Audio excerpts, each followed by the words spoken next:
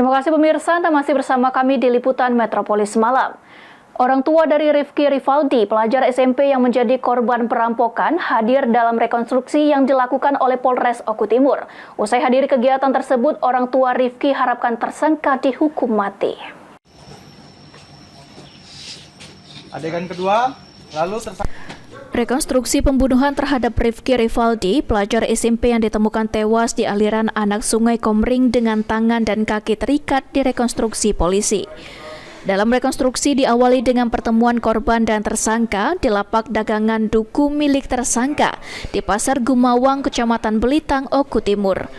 Kemudian tersangka meminta korban untuk mengantarkannya menuju desa Tanjung Mas dengan dalih ingin mengambil duku. Namun saat di desa Tanjung Mas, tersangka menghabisi korban dengan cara memukul menggunakan sepotong kayu, lalu mengikat tangan dan kaki korban dan melemparkan korban yang masih bernafas ke aliran anak Sungai Komering. Rekonstruksi pembunuhan ini dilakukan pihak kepolisian guna mencocokkan keterangan saksi dan tersangka, serta untuk memperjelas situasi kejadian saat pelaku bertemu hingga membunuh korban. Untuk memperjelas kejadian apa yang terjadi terkait dengan kasus-kasus pembunuhan ini.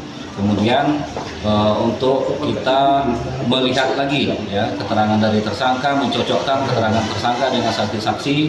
Dan kita mencari petunjuk dari rekonstruksi ini. Pasal yang diterapkan kepada tersangka dan ancaman hukuman kemarin? Untuk pasal yang kita terapkan yaitu pasal 338 dan atau 340, kemudian dan atau 365. Ancaman hukumannya itu masing-masing itu ada yang 20 tahun, 15 tahun, dan 12 tahun. Setelah melihat jalannya rekonstruksi, ibu kandung korban berharap agar tersangka dihukum mati. Bu, perasaannya gimana setelah melihat rekonstruksi yang dilakukan oleh tersangka tadi? Yang jelas sakit hati sama tersangka itu. Sakit hati luar biasa. Tak mana cara membunuh anak aku, terlalu sadis dia. Pula sudah digepuk, diikat, diseret pula, dicemplungkan pula. Kalau bisa uang itu dihukum seberat-beratnya, jangan sampai bebas lagi dari penjara dari sini, jangan sampai bebas lagi, bunuh kapur dihukum mati sekalian. Jadi harapannya dengan proses hukum ini, dia dihukum mati, dosa seumur hidup hukum mati sekalian. Selanjutnya penyidik Polres Oku Timur akan menyikapi berkas perkara guna melimpahkan ke penuntut untuk disidangkan.